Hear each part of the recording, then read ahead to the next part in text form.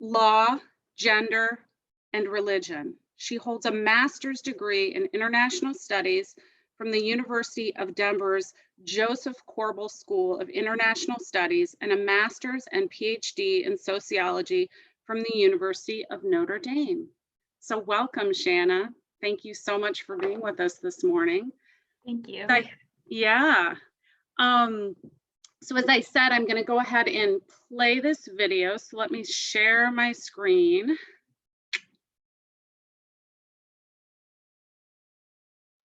And Shanna, your mic is unmuted. Do you see that Great Decision screen? I do. Okay, great. I'm going to go ahead and press play. Enjoy, and I'll see you in about 25 minutes. From gas stations to hotel lobbies, victims of global human trafficking are hidden in plain sight. Traffickers coerce their victims into forced labor and prostitution. The International Labor Organization estimates that there are tens of millions of human trafficking victims worldwide. And the United Nations reports that the number of detected victims is on the rise. Great Decisions explores the stories of trafficking survivors. I wanted to escape, but I couldn't. Unchained, the scourge of human trafficking. Next on Great Decisions.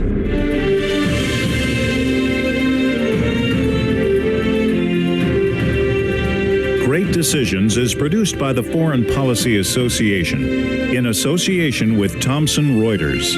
Funding for Great Decisions is provided by PricewaterhouseCoopers LLP and the Nelson B. Delavan Foundation.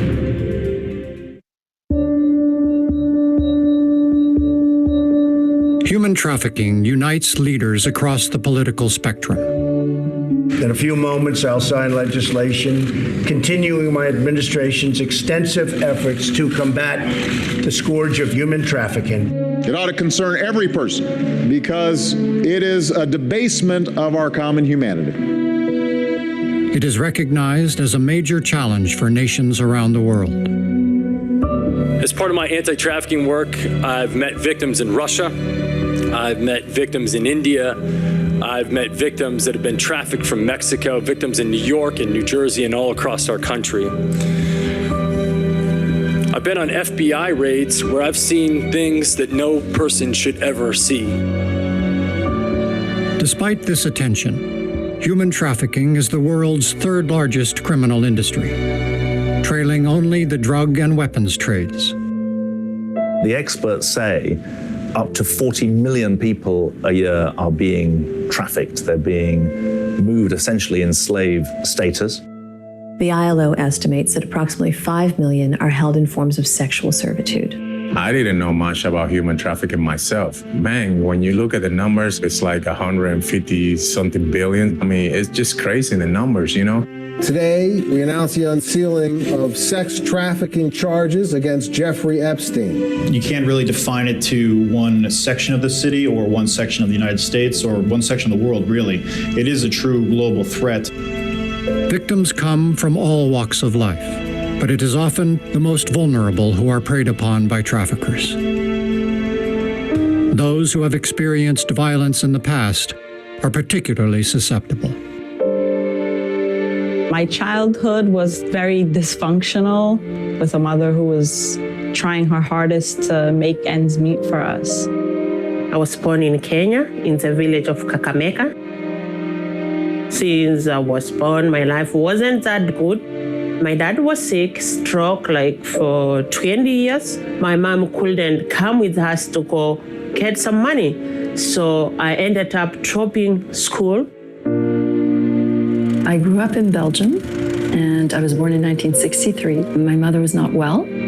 She started abusing me very early on, from birth on, I should say. And my stepfather became her enabler. It's common for victims to meet their traffickers close to home. Traffickers use familiarity to tailor their methods of recruitment and control. I haven't seen any of the dramatics in the event of opening up shipping containers and seeing people chained. It's more of like a grooming process. It's much easier to bring someone along willingly, who's traveling willingly, who's voluntarily crossing a border. Much easier to do that. It could be your kids, it could be your daughter. I mean, I have 5 kids, you know. Can you imagine just to try educating the people more that there is an issue and it's happening in our own backyard? We need to do something about it. The average age a person enters the sex trade in the U.S. is between 12 and 14 years old. Traffickers themselves average 28 and a half for their first arrest on charges of trafficking. I do believe that my family was targeted when we first moved to this village. The woman who was the contact person with the network was aware that my mother wasn't well, and so she knew that she could use me. I was 5. She and her husband took me, as well as other children, on outings.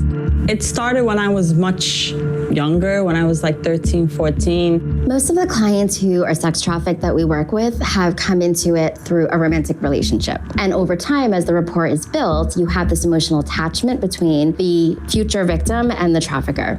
I come from a background of poverty and oppression, so I was always looking to fill the voids that were there. I was actually like excited because I'm like, wow, like this older guy likes me, you know, like finally someone is paying attention to me.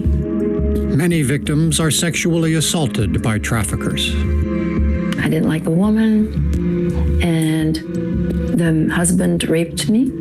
And then they took me and 3 other girls to this orgy. It was in a castle.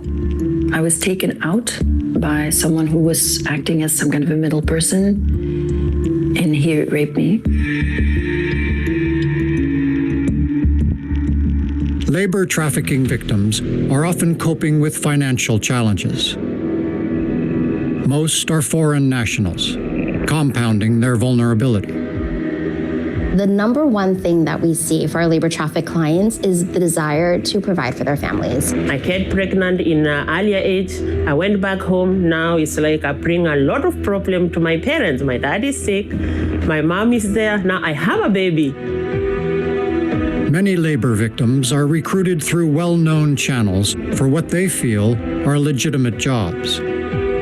These underground workers have a significant impact on the larger economy.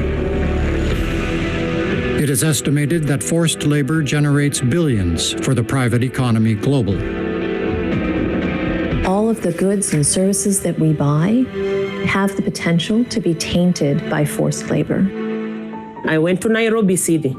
There they pay good money. They were a nice family. I worked for them for 11 good years. So while I'm still there, I meet this lady. She told me, I have this lady. She's in America. She's looking for a nanny. I'm like, wow, I would love to go. The vast majority of our labor traffic clients come to the U.S. on valid visas. So they come here with legal status, intending to do work in whatever the promised industry was, and instead they find something very different. The visas themselves are tied to the employer, and because they're tied to the employer, it makes it almost impossible for that person to leave a situation of forced labor. So when I came here, the lady came and picked me. I'm new. I thought maybe she's gonna help me like to carry things. I'm struggling. I don't have shoes. We get in the house, no food. She told me, you're an idiot. You're just a slave. You'll just work for us.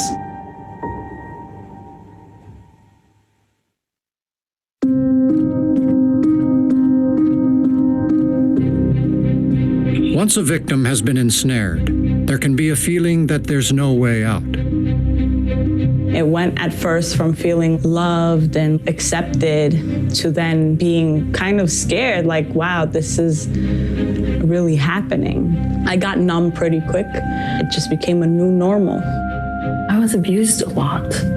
I was trafficked to the United States. That was an entire month. And then I was sent to Germany to get training to be a sex slave to the elite. That was another month. My parents went on holiday without me. I don't know if they knew that I would ever come back. October, she didn't pay me. I waited. November. I'm like, this is Christmas. People need some money. And I have a baby back home. I came here working hard because of her and my parents. Traffickers use multiple forms of violence to maintain control. With respect to force, that can constitute sensory deprivation or food deprivation. It can constitute physical assault or beatings, burnings, tattooing, brandings, markings. Traffickers also use fraud and coercion to keep their victims in line. They'll force you to stay in the area of coercion where, if you don't stay and keep doing this for me, I'm going to report you to the authorities. I just heard a different story, from some of the survivors that comes and through the events that we have at the stadium and just share their stories. They use these victims that they kind of brainwash them to do different things. It's crazy, I was taken to another place. There was a basement of some kind. It showed me the body of a young woman who had clearly just been killed. And just very casually said that we like you. We don't want this to happen to you. There was nothing that needed to be pumped into me to make me comply. You knew what you had to do, and you would just do it. And if you came out of line, then there would be repercussions. And those repercussions would be like getting beat. The way she was threatening me, if you do something, I will call you police, you will go to jail. I'm from Kenya. No family here. If I go to jail, my people, my family, how they gonna reach me in case I die here? When she was telling me she can throw me through the window, go to the Hudson River. Who's gonna see that body floating on the river? Nobody.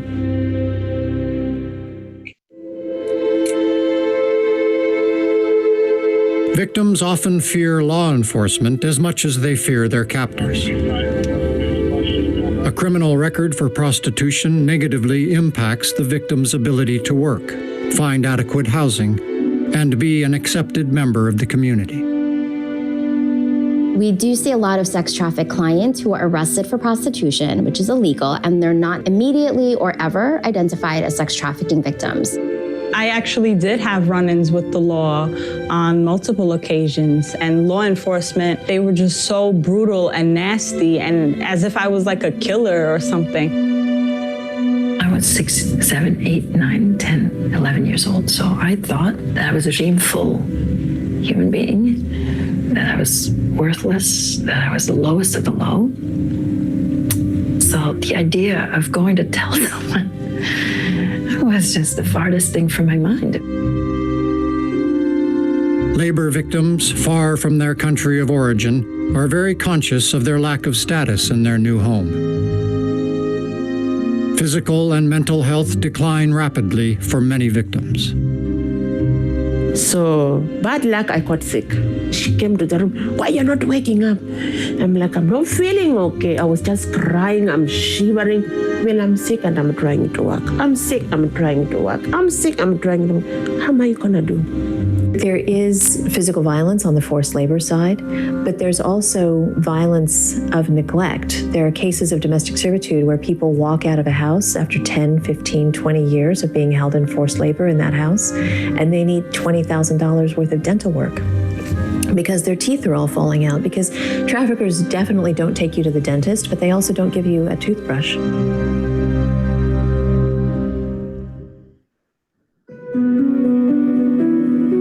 Once in the cycle of trafficking, it's very difficult for victims to break free.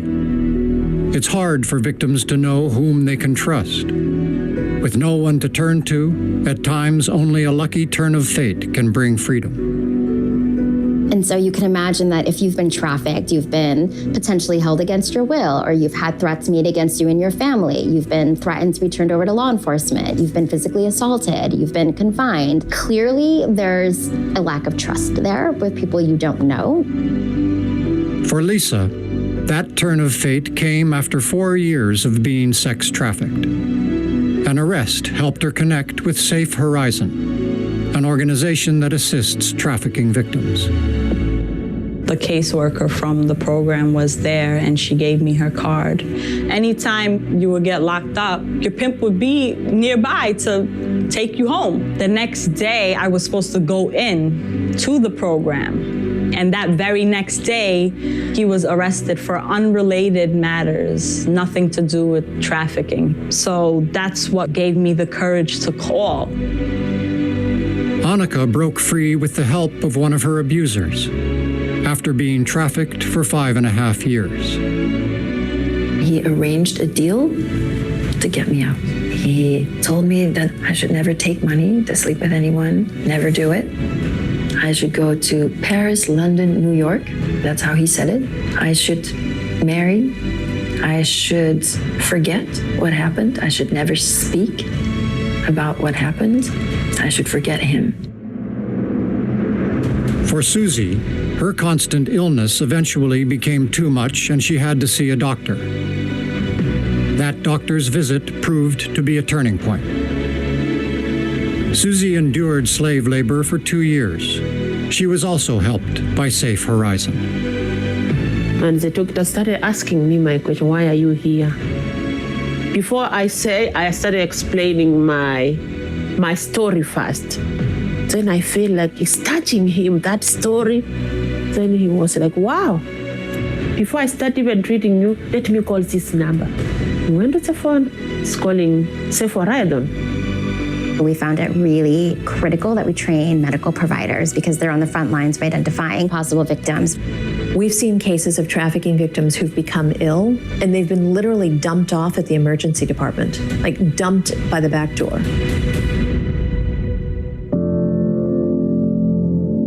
Life after trafficking can prove challenging. The victim has no financial resources to fall back on. And the stigma of sex work can make it difficult to reintegrate into society. On a psychological level, victims often have difficulty leaving a life they have grown accustomed to.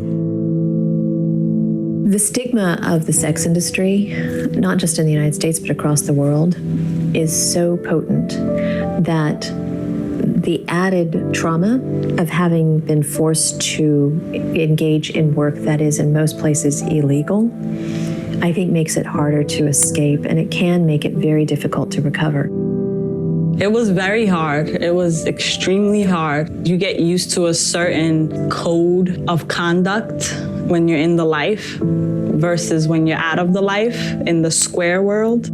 I was actually able to focus on healing, which is a rare privilege for someone who comes from a background of slavery.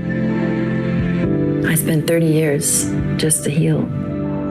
Labor trafficking victims, just like sex trafficking victims, leave these situations of forced labor with incredible trauma. They may have PTSD. They may have all sorts of disruptions in their life that are related to trauma. They may have difficulty concentrating. They may have difficulty going back to school.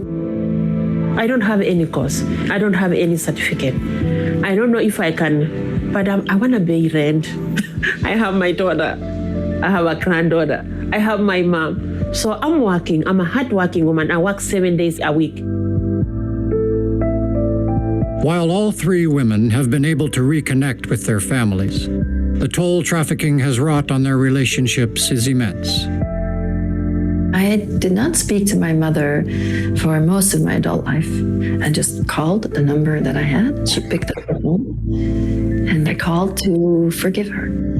I wanted to set myself free of the resentment, and she said, "Oh, I can't believe it."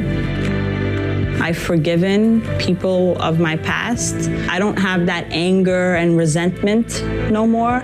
My relationship with my siblings and my mother is as best as it can be given their circumstance and my circumstance.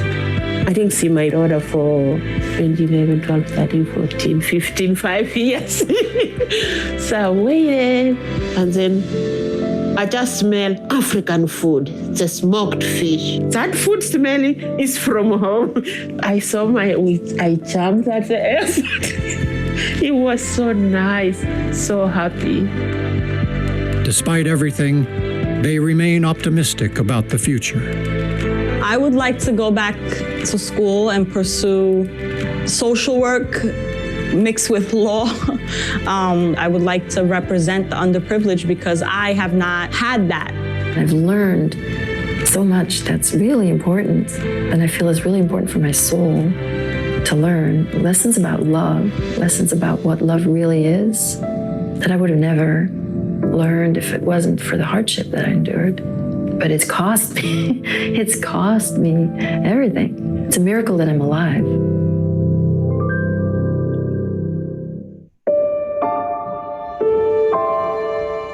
The three victims are now survivors. Their experiences give them unique insights into fighting human trafficking. Susie wants victims to find the courage to speak up. The important thing, don't be shy to tell your story no matter what. Please speak up. Speak up and have hope. You know, one of the survivors that we work with, who was held in forced labor for years, she says, if you had just looked in my eyes, you could have seen it. If you had just looked in my eyes, you would have known. Lisa believes the key is to alleviate the desperate poverty that forces many into human trafficking. Why is there no laws in place that give us protection and access to basic human needs? Survivors need to feel empowered. For Annika, it's important for the most vulnerable in society to find hope and know their true value. I wanted someone to come and give me hope. I wanted someone to come and say that I was innocent, which I didn't believe. We know that there's massive underreporting when it comes not just to human trafficking, but to sex crimes in general. I think, first of all, the understanding in the wider population that this is something that happens in rich countries as well as poor countries is very important. In 2018, the Department of State estimates that there were only 11,096 trafficking prosecutions in the world. Right, now put that next to the approximately 25 million people held in both forced labor and forced prostitution. About 25 million people and about 11,000 prosecutions. The three women have a message for those in power. You must hold traffickers and their customers accountable. So first of all, ending the criminalization of victims. Holding the individuals accountable and not a slap on the wrist, like actually giving men jail time. Because when I was in the life, there was doctors and police officers and men of high authority that were engaging in this. And these are men who have money, who just pay people off. That's not okay.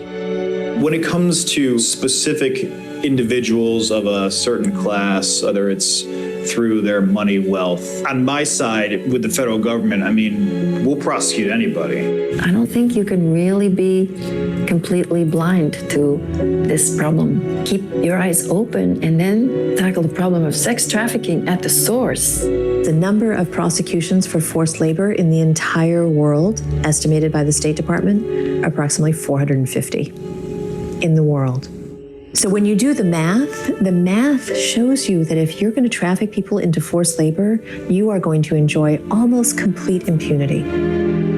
It's happening, and the only way they can stop is if you gather a great group of powerful people, team up with them, and just do something about it. According to the leaders and legislators Great Decisions spokesman, this is a major policy challenge that must be tackled head on. Are victims treated inappropriately in the United States and around the world? Absolutely. We have to change that. Well, you have criminal rings that traffic women and youth, and they're very powerful. They have huge resources. Our government is trying to break them up in every way we can, but there's a lot of money to be made in that sex industry, and it's a big challenge, and we have to do more. You change that by education, change that by training law enforcement to recognize that those who are trafficked are victims. That's how you get at this problem, and you establish credibility with those that have been caught in this web. We've got to bring visibility and legal redress to the people that are creating trafficking, not just focused on the poor victims of trafficking. And that gets into some powerful institutions sometimes. When we started Strike Out Slavery in 2016, we partnered with the people with experience. For us, I think one thing that we tell majorly based on for ourselves, we tell people is like, hey, would you prefer your family, would you prefer your kids find out on the internet, or you prefer to have an event that people can be saved and learn the right way? I think the number one thing that we need is more services for victims, because we have this strange idea that someone leaves a situation of forced labor or forced prostitution on Tuesday, and then by Friday, they're ready to go to a new job and start all over. And it takes time. There are reasons to be optimistic. Law enforcement and NGOs are working to arrest traffickers and save victims. Celebrities are speaking out to raise awareness, while politicians enact tougher laws. Ordinary people are becoming more vigilant. Individual stories like the ones told to Great Decisions show that there's hope for victims and that their voices must be heard in order to end modern slavery.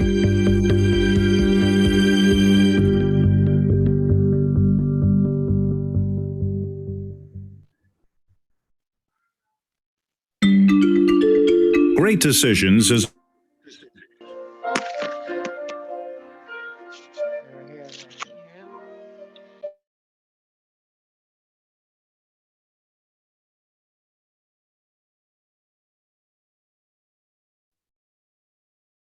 Hi, everyone.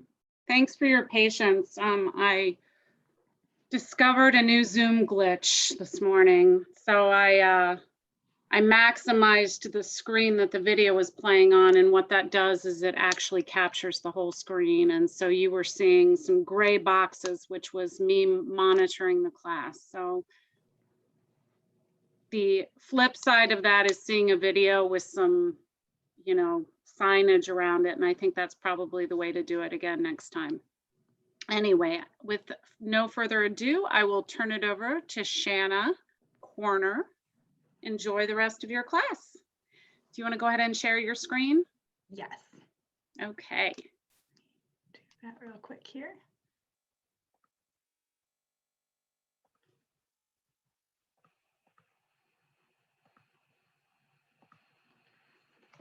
Well, hello, everyone. Okay, perfect. Yeah, hello, everyone. I'm so grateful to have the opportunity to be here and excited to be able to get to know your community better. And I really appreciate the opportunity both to be here with you and to talk with you guys about such an important topic that is of great interest to me and just of critical importance to be giving attention to. So I really appreciate your interest in learning more about this topic and the opportunity to talk with you about it. So let me just move this over a minute. So as you saw in the video that we just watched, human trafficking is an incredibly important issue. It's estimated that approximately 80 million people are experiencing trafficking each year. This is a slightly higher number than was mentioned in the film. There's been ongoing efforts to estimate how many people are being trafficked. And in addition, it's a highly lucrative form of illicit behavior. It's approximately $150 billion a year in profits, making it one of the most lucrative of these types of illegal activities, which makes it not only a highly problematic issue, but one that has a lot of money involved with it. When we think about trafficking, I'm just going to overview a little bit about what trafficking is and then provide some information for you. Part of it we've seen in the video already, but I wanted to outline it in a way that will hopefully help us to be able to think about it a little more systematically. And I'm going to pull on some reports that have been created by different UN agencies and federal US agencies, and then some findings that have been highlighted by central researchers and organizations working with human trafficking. So some of the things I'm going to be showing you are not things that I've created, but things that I've compiled, different charts and lists of information that I thought would be best to show you these things that have been put together by some of the actors that are centrally working in this area. So when we talk about human trafficking, the way that it's identified in the UN is as follows. Sorry, I just need to move. I've got your, there we go. Sorry, I had my screen was covered a little bit. So it's identified as the recruitment, transportation, transfer, harboring, or receipt of persons for the purpose of exploitation. And there's various forms of exploitation that have been identified by the UN. And as you can see here at the bottom, at a minimum, it includes things like the exploitation of prostitution of others, other forms of sexual exploitation, forced labor or services, slavery or practices similar to slavery, servitude, or the removal of organs. When we think about the concept of human trafficking, we're talking about the act of recruiting people and transferring them, holding them. That's what human trafficking is, and that is related to modern day slavery as because people who are victims of human trafficking would be people who are experiencing modern day slavery or are enslaved people. So when you hear those two concepts, it can be confusing to think about how they're related, but that's that relationship. Human trafficking is the act of transporting or harboring someone, and people who are experiencing that are people who are experiencing modern day slavery. So when we think about human trafficking, there's a few different ways to think about how it's broken down, and research is ongoing to increase our knowledge about the characteristics of the types of exploitation that people are experiencing. But I just wanted to show here a couple of different ways that this has been broken down by, on the one hand, the UN's Office on Drugs and Crime, and then on the other, a report from the International Labor Organization and a couple of other organizations that it worked with to compile some information. So as you can see on the left, about 60% of human trafficking involves sexual exploitation of some kind, and then another 34% involves forced labor, and then about another 7% includes other various forms of trafficking. And then over here on the right-hand side, you can see that the breakdown can be a little more specific. Of the 40 million people that have been trafficked in a given year, this is using 2016 numbers, a little over 15 million of them would be considered in forced marriage. Another almost 5 million would be experiencing sexual exploitation. And another 16 million would be experiencing forced labor in the private economy. This would include things like domestic servitude or unpaid work in the agricultural industry. And then another 4 million experience forced labor that's imposed on them by the state authorities that they're under the jurisdiction of. So this gives you an idea of the makeup of the type of exploitation that's happening and these broad characteristics in terms of the categories. However, we can think a little bit more specifically about the types of people who are experiencing this exploitation. As you can see from these graphics, about half of the people experiencing exploitation are women, and then another 23% are girls. So it's disproportionately a form of victimization that women and girls are experiencing, but also men and boys. About 21% of the victims are men, and another 7 are boys. So as you can see from this too, it's in addition to being varying by sex, it also includes a fairly large percentage of children. About 30% of the trafficking victims are children. When we think about the types of exploitation that people are experiencing, it does vary based on whether a victim is a man, woman, girl, or boy. So as you can see from these different graphics here, women disproportionately experience forms of sexual exploitation, and men are primarily being trafficked into forced labor. And then girls also have a very high percentage of sexual exploitation, although also some forced labor. And then boys, it's about half forced labor, a quarter sexual exploitation, and then another quarter of other types of victimization. When we think about where people are coming from that are experiencing human trafficking, we can see that people are coming from all different parts of the world and that they're often going from one country to another, although not always the case. The US, for instance, has people often coming from different places in Asia, Central America, and also different parts of Africa, while people coming to Western Europe are more likely to be coming from places like Eastern Europe or other closer areas. So this, as you can see with this, it gives you a sense that there's a lot of movement of people across the world taking place. And depending on what region of the world you're in, it can vary in terms of where the countries of origin are for people, but there's a lot of movement, and again, a lot of the people that are experiencing this are coming from different countries, which makes them especially vulnerable, as we saw in that video, because they're often in a country that they don't have citizenship and are not familiar with. When we think about human trafficking, there is variation in terms of countries, in terms of the amount of trafficking or the amount of the number of people who are experiencing modern day slavery in those countries.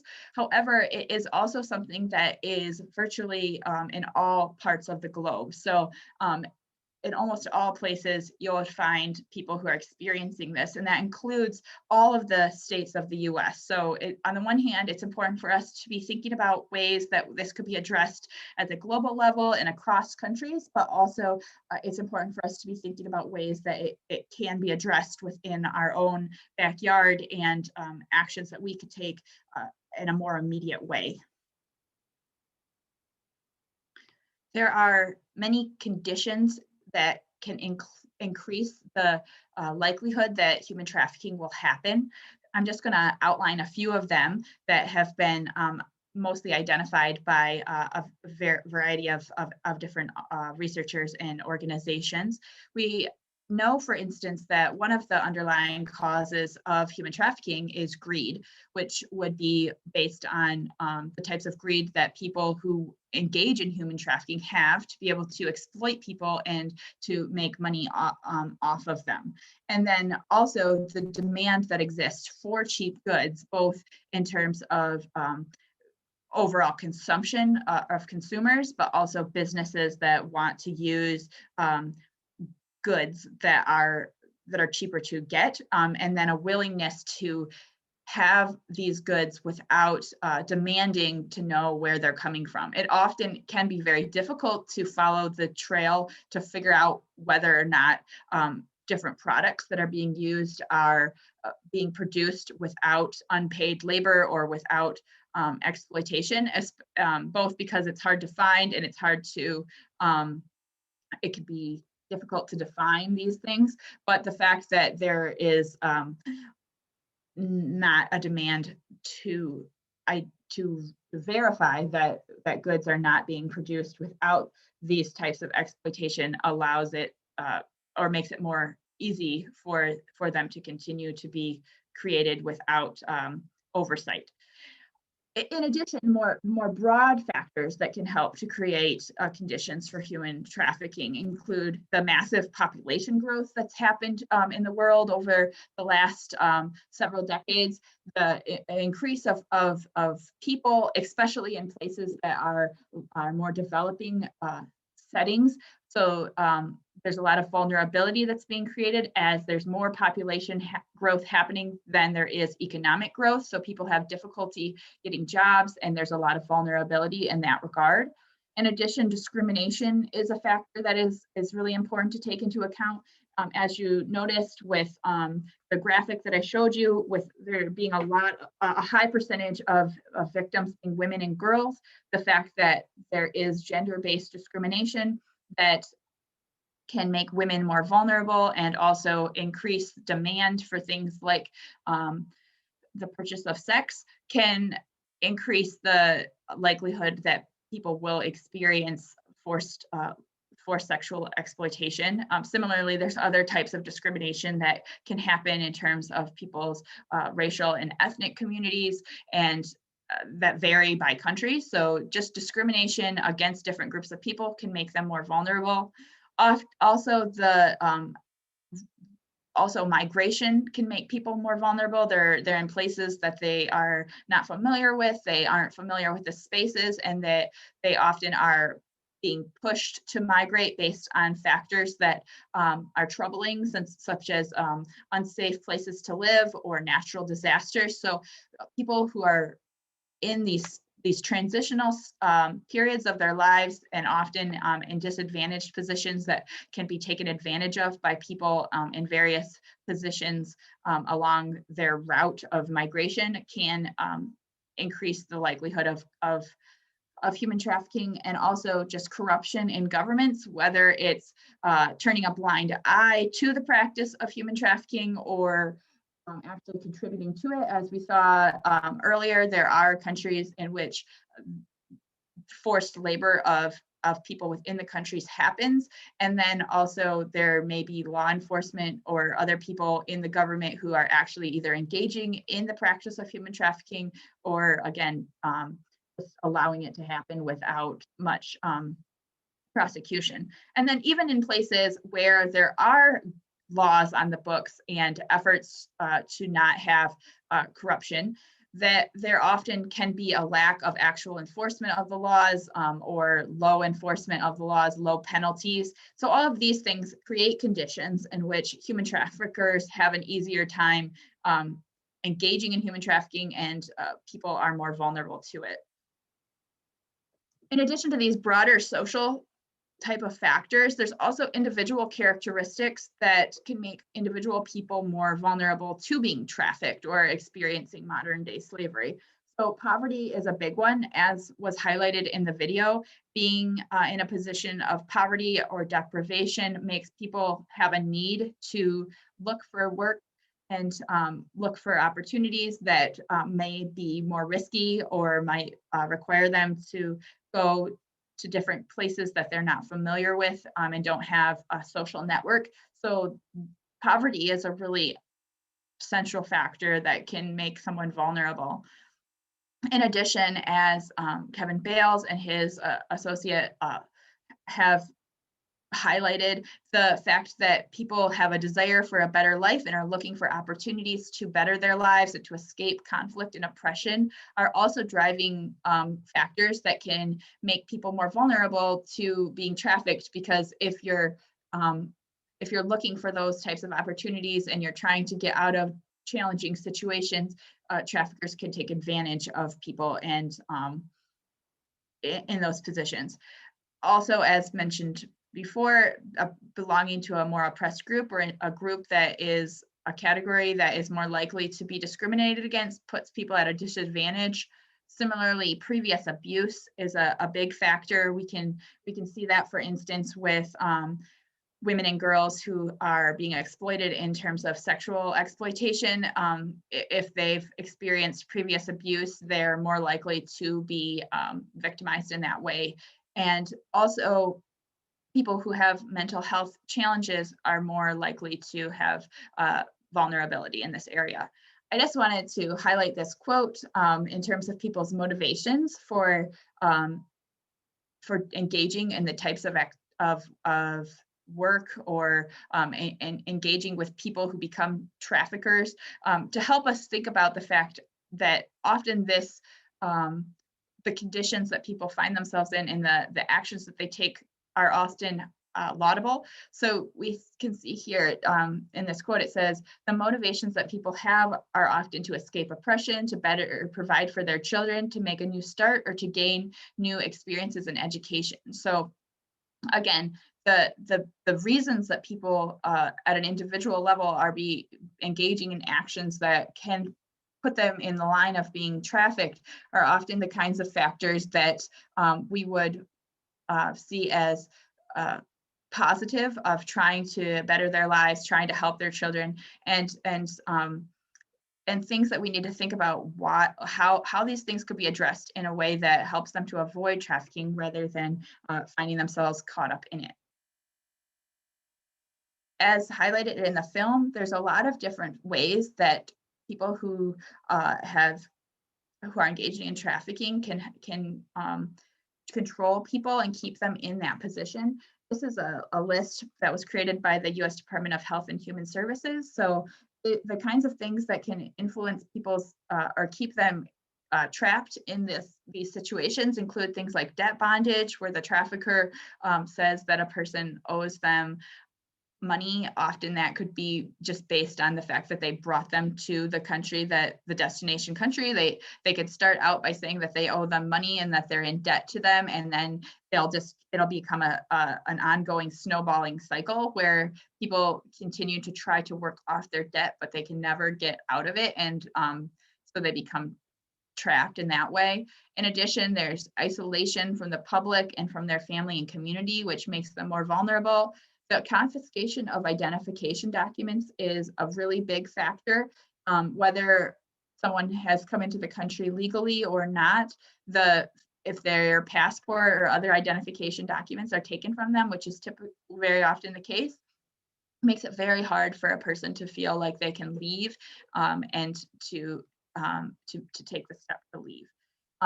In addition, there's often the use or threat of violence and the threat of shaming the victims by telling their family, for instance, about their status or how things are going. And then another big factor is that traffickers can tell victims that they'll be imprisoned or deported by immigration violations if they contact authorities, or for other kinds of violations. And this is a really challenging and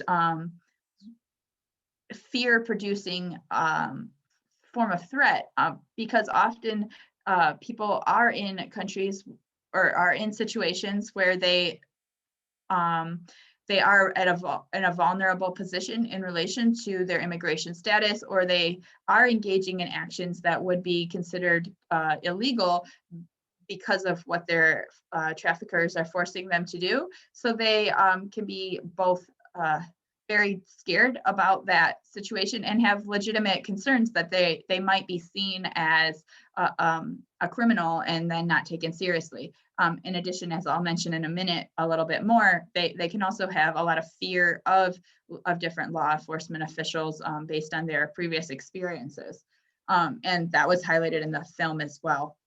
And then finally, traffickers can control victims' money and keep it from them. And if, as you can imagine, when you're in any country, but especially one that you're not familiar with and you don't have other connections, having a lack of not having money on hand is a really powerful factor to keep people from being able to get away and to know what types of actions they could take to survive away from their traffickers.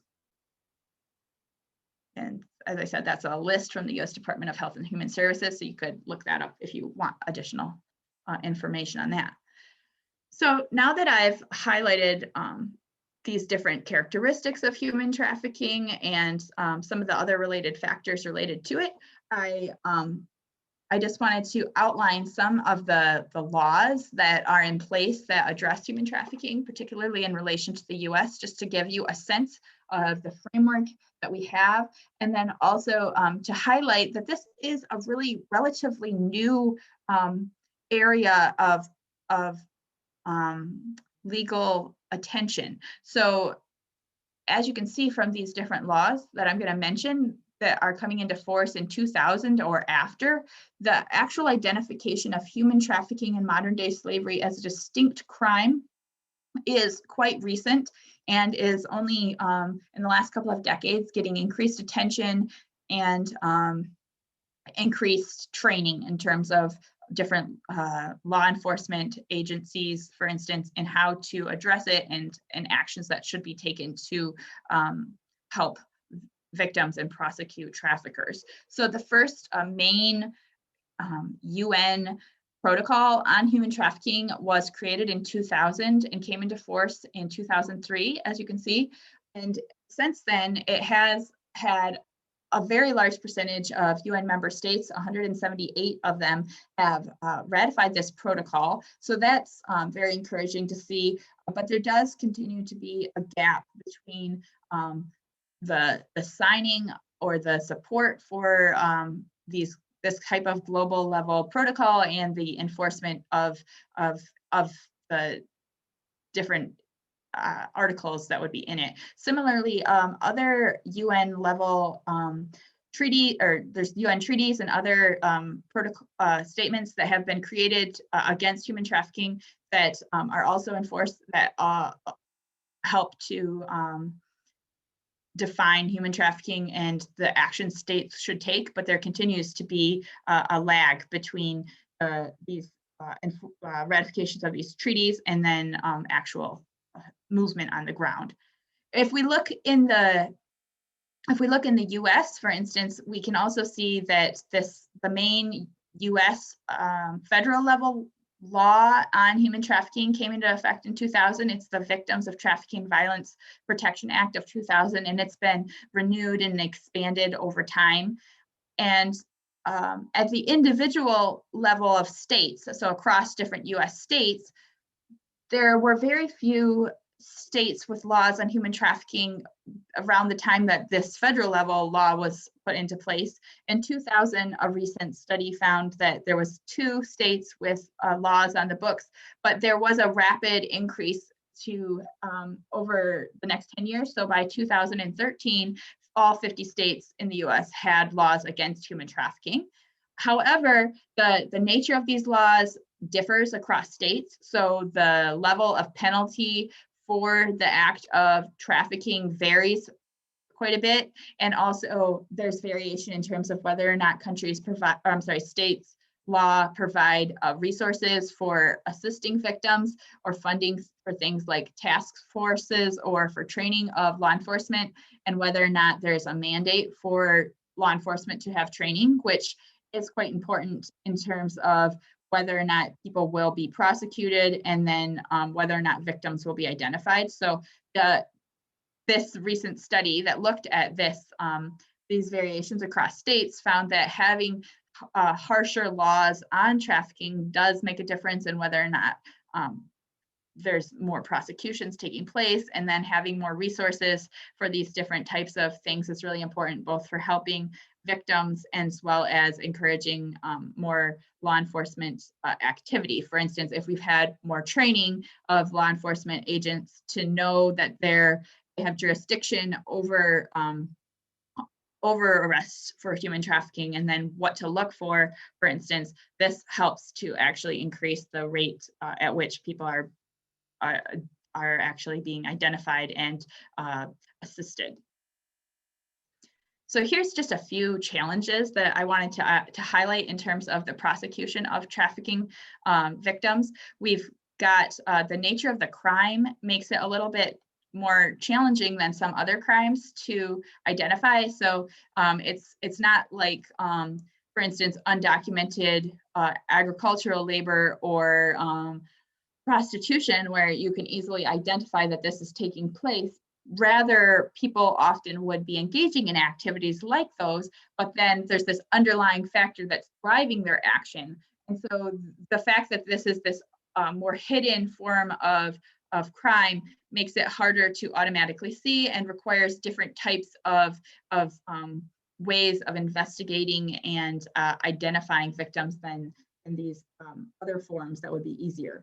In addition, victims have characteristics that can make it more difficult for them for law enforcement and for others to identify them and help them. So for instance, they're often unable to speak English. They can be very afraid to come forward to ask for help, and they often are very resistant to talking to law enforcement, both because they're afraid that they'll be arrested or deported, and they also could be afraid of retribution from their traffickers, who can threaten to harm them or their families if they come forward. On the other side, with law enforcement agents themselves, that, as I mentioned, it may be difficult for them to recognize trafficking victims, especially if they haven't been trained to know what to look for and what their characteristics are. There can be a tendency for them to identify victims just in terms of the illegal activities that they're involved with, rather than to, as I mentioned earlier, to recognize that there's underlying factors that are driving their behavior.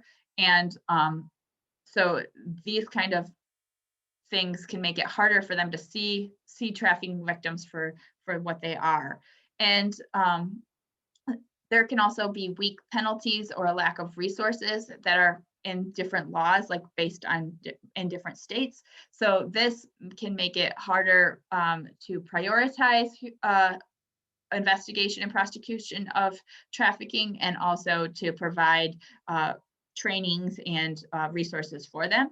And then finally, it can be hard to get victims to actually assist in prosecutions by providing evidence or by providing feedback, because of the fear that they have, that both of law enforcement and of the outcomes of participating. So all of these things make it challenging. However, we should be optimistic in that over the last couple decades, there have been increases both in terms of laws on the books and in terms of increasing attention to increasing the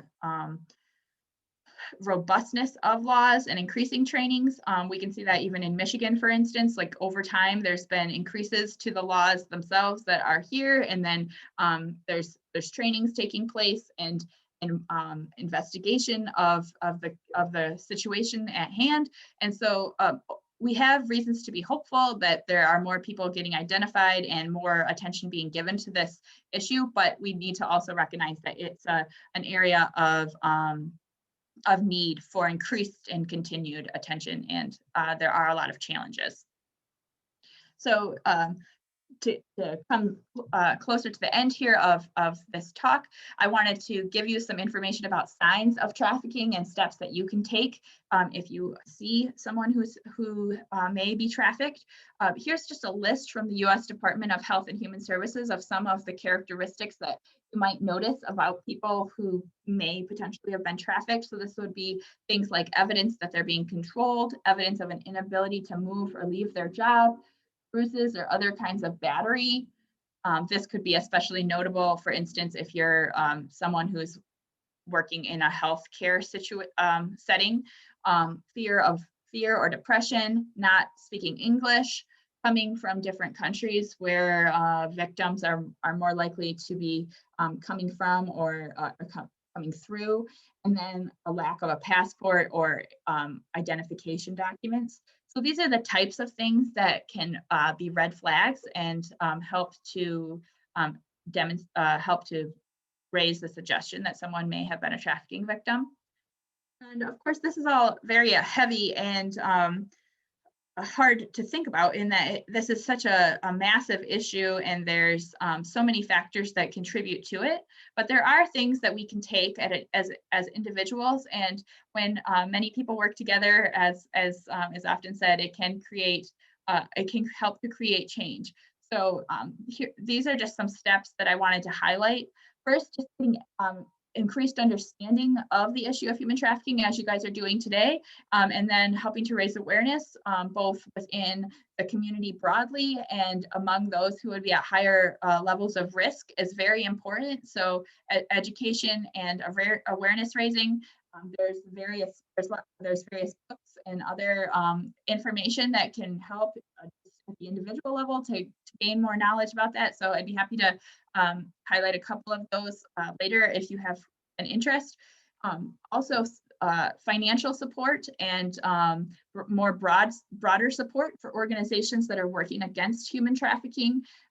There are organizations that are doing really fine work in this area, both identifying people who have been victimized and then helping with rehabilitation. So by providing support to these types of organizations, you can indirectly also help with these efforts to encourage rehabilitation. And then in addition, taking opportunities when possible to buy fair trade goods and to support businesses that actively work to avoid reliance on unpaid labor is a really important step that you can take to help to encourage change within the market in terms of what products are selling and what types of labor are needed to create profit. As one of the more notable central researchers on modern day slavery, Kevin Bales, has highlighted, people are not engaged in human trafficking well, as he said, they're not engaged in it to be mean, but because it's profitable. And so if the types of goods that sell are goods that have been identified as using paid labor that's not exploitative, this can help to create changes in demand, and so this is a really important thing to try to do. In addition, it also, in a more automatic way, it helps to make sure that the people who are engaged in work to produce goods like chocolate or coffee, et cetera, that they're actually getting paid, and then that helps them to not experience this type of exploitation. And then finally, you can take actions to advocate for laws and for law enforcement trainings to take place or to be further ramped up and to be taking place. So these are some important steps that you can take. In addition, you can also look for signs of trafficking. As I just mentioned, there's various signs that a person has been trafficked. If you do see someone that you think may have been trafficked, and you have the opportunity to talk to them, you should consider talking to them and expressing care for them, that showing that you see them as a person with dignity and that you care and would be interested to know how they're doing, or if they did come to a place where they want to talk, that you would be willing to talk to them. Ask yourself different questions that could help you to think about whether or not a person meets those signs of being trafficked. And then if you do talk to the person, try to talk to them away from the people who could be their traffickers. Often people who are trafficked are being watched, and so you don't want to raise red flags. So if you have an opportunity, like for instance, a medical provider would have potential opportunities to talk to someone one-on-one, that's a good thing to keep in mind. And then these are just some questions. I'm not going to read through them, but these relate to those characteristics of human trafficking victims that I mentioned earlier, like do you see bruises, do you see evidence of control, etc. And then one step that you can take right now today is to put the National Human Trafficking Hotline number in your phone. So by doing that, then if you do see someone who you think could potentially be a trafficking victim, even if you're not sure, you just have an inkling that they might, you can call this number and they can go from there in taking actions to determine whether or not this person might be a trafficking victim and how they should be approached. So this is something that's very concrete that you can do right now and that really could make a difference. So that's all I have for you right now. I'm looking forward to answering questions, and I apologize for going over a little bit.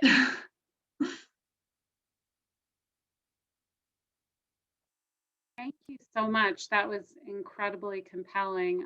I was just in the process of putting the human trafficking hotline number in the chat, and we do have a couple of questions. Let me do that quickly so that you can take that down. You can go ahead and unshare your screen. Okay. Just see if I can figure out how to, oh, here we go. There we go. So to everyone, I just put the human trafficking hotline number in the chat. So be sure to write that down if you see fit. Let me go ahead and we do have a couple questions in the chat. The first one is, are there laws against intimidation that can be enforced? Interesting. So I know that within the definition of human trafficking, it includes things like coercion. So that would be, so if that was identified, that should be something that would be included, or a reason to be prosecuted for trafficking. Okay, thank you. Is there a clearinghouse or source where we can see the names of businesses that actively work to avoid potential unpaid labor? Yeah, that's a good question. I know there are some websites that that identify this, and I should have gotten grabbed one when I was getting ready for this talk. But there are I know there's at least one that does address that. So I can try to look that up and then send that to the office so that you guys have that. This is an area that is important, and like I'm saying, there is some work to do it, but this would be an area where I think could really be a potential for increasing efforts to create change. So if there was increased demand for this kind of thing and efforts to look for certifications, for instance, that things are being created with paid labor, this I think could be a way to really create some positive shifts. So I can I'll look that up and send what I know of, but it is relatively limited compared to what I would like to see. Thank you. Oh, I should just say, however, anything with fair trade labeling on it, that is is an illustration of, like, at that level of things that are being actively made with oversight in terms of the production. Good, thank you. Another person wrote, I've been told it is better not to call 911, but rather the hotline when suspicious, as first responders may inadvertently worsen the situation. Do you agree? That would be my understanding too, unless somebody's in like a dire need of immediate attention that you would already want to call 911. My understanding would similarly be that calling the human trafficking hotline would be a better approach. Very good. That is the last question in the chat. So if we do have a few minutes, does anybody want to unmute themselves and go ahead and verbally ask a question? Actually, one more just came into the chat. I believe that it's a comment. I believe the Bridge store in Holland is a fair trade place to shop. Oh, that's great. I think most of us know that. Now, are you from the area? I'm originally from West Michigan, but only just recently moved back. So I'm not that familiar with Holland yet. So I'm gonna have to check that one out. It's called the Bridge store, and it is wonderful. And yes, it's a fair trade establishment. Definitely to check out. I'm sorry if that sounded like a plug. No, that's wonderful. Sorry to everyone. Someone has asked, what is the situation in Holland? That I don't know enough about to say. As I mentioned, at the state level, Michigan has a fairly strong law against human trafficking, and they have increased things that are included with it. For instance, in 2014 and 2018, there was increased additions to the law. There's a commission, I believe, that's looking into different actions related to human trafficking, but I'm not familiar enough with the area yet in Holland to know what it's like exactly. Okay, thank you. If anybody has experience in that area, they can certainly unmute their mic. That is the last question currently in the chat. So again, if you want to just verbally ask a question, this would be a great time to start some dialogue while we have a few minutes left. Is there anything that addresses places that outwardly indicate they are involved with possible sexually explicit materials and that can really monitor those for outside activities? I'm not 100% sure I caught your question, but I know that there'll be at different times like stings, but that law enforcement will look at different the ways the advertisements are happening on places like Craigslist or other places where there's people advertising for the sale of sex and investigate in those different places. One thing I meant to mention, and so this might be a good opportunity, is the way that human trafficking is defined in terms of sexual exploitation. Anybody who is a minor who's engaged in prostitution is considered a trafficking victim. So if you see anyone who appears to be in that form of work that is a minor, they would automatically be defined as a trafficking victim. So, so that would be something that law enforcement can take into account, but also if there's people in the community who see that, it's something to keep in mind. A comment came into the chat, actually a question. I understand that festivals like Tulip Time, which is our Big Holland Festival, are places of vulnerability. Is that correct?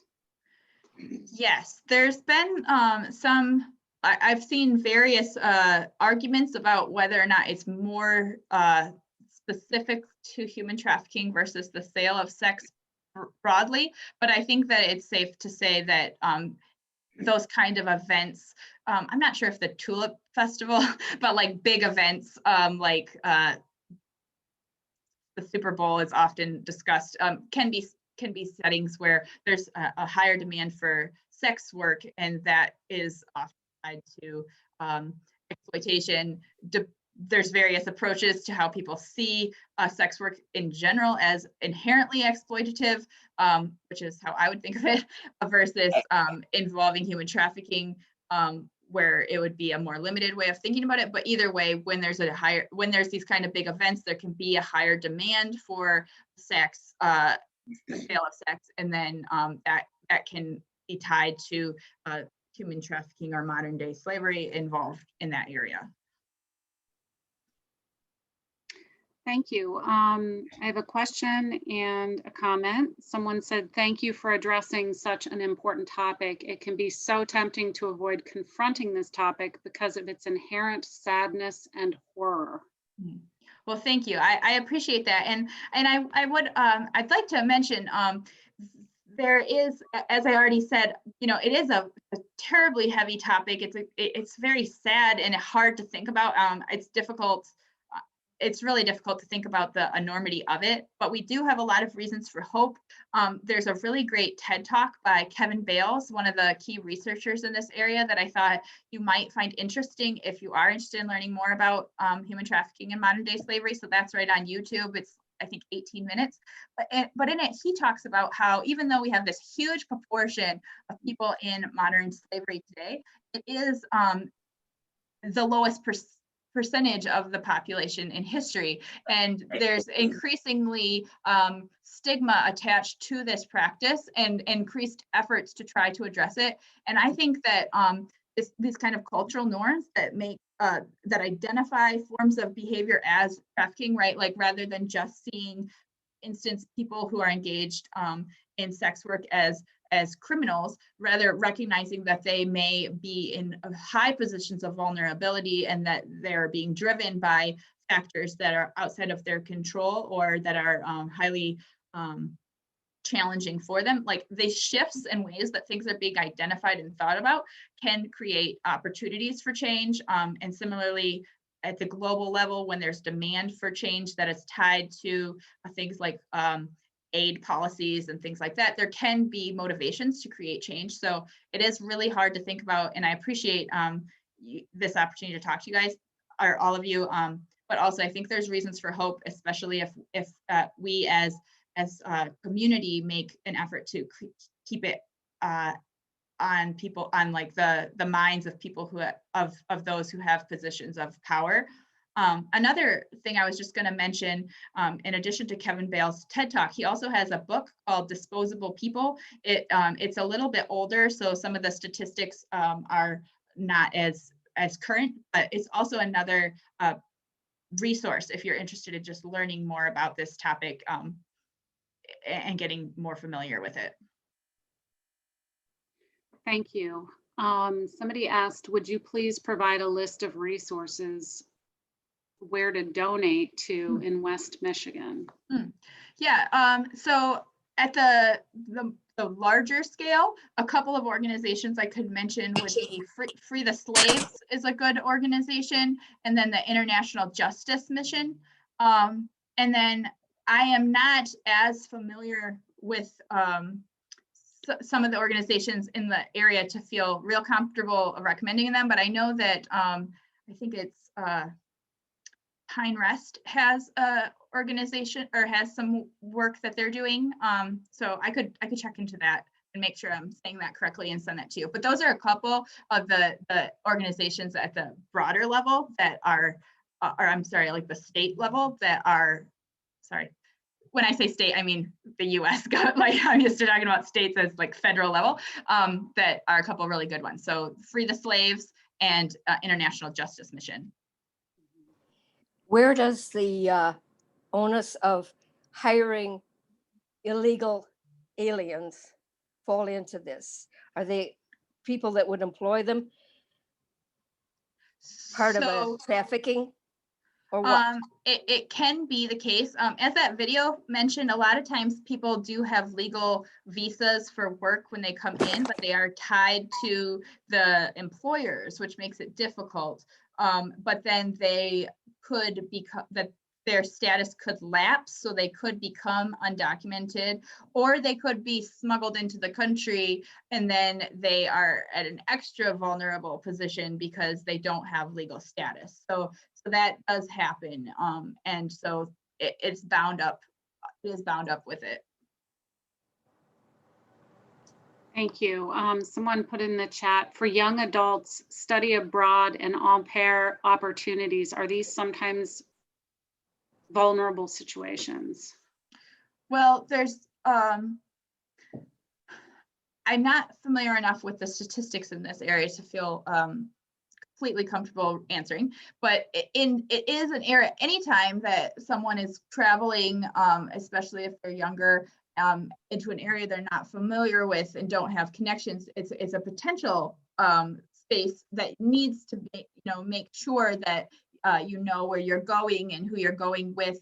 People, so no one is immune, and those kinds of situations like domestic work could be a potentially risky thing to do. But it's important to know what kind of organization someone's going into, and I think as long as someone, if for instance, people are going to study abroad, that can be a wonderful thing, and there's great organizations with good oversight. So in general, that is a good thing to do, or can be a really positive thing. But anytime someone's traveling or relying on different organizations or people, it's really important to know where you're going and who's involved. So that's really important. It's just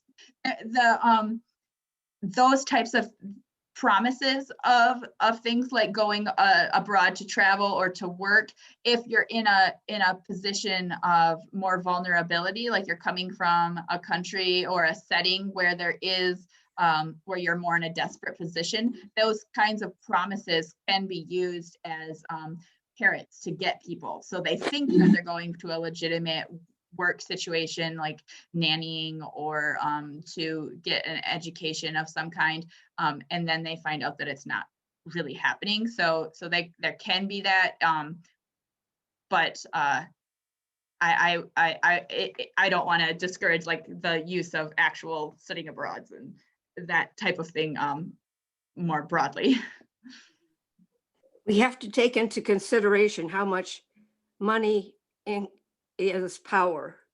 Yes. Look at how much Epstein or whatever his name was got away with and got away with. Mm-hmm. And he was a man of power, but he drew in other men of money. Yes, it's an organization. So where does it stop? Right. Yes, it's true. Recognizing the level of power that people have in terms of those who have resources and those who don't, that power differential is critical. So it's a hugely important thing to bring up. And then to talk about the fact that people who have that kind of resources often are able to get out of prosecutions or might be connected to people in other positions of high influence. So it's a tough issue. I think that in the US, thankfully, we don't have the kind of corruption that is present in some countries where there's high levels of trafficking. So thankfully, there is opportunities to use the legal system and to try to create laws and to advocate for holding people accountable. But a very important thing to think about of how those resources can help to shield people and to shield actions that are exploitative, but that can be treated as legitimate. So that's a hard nut to crack, but important. And I think that there is space for hope that things can be addressed. Thank you. I don't see anything else in the chat. We do have just a few more minutes. If somebody has a question, I would suggest asking it now.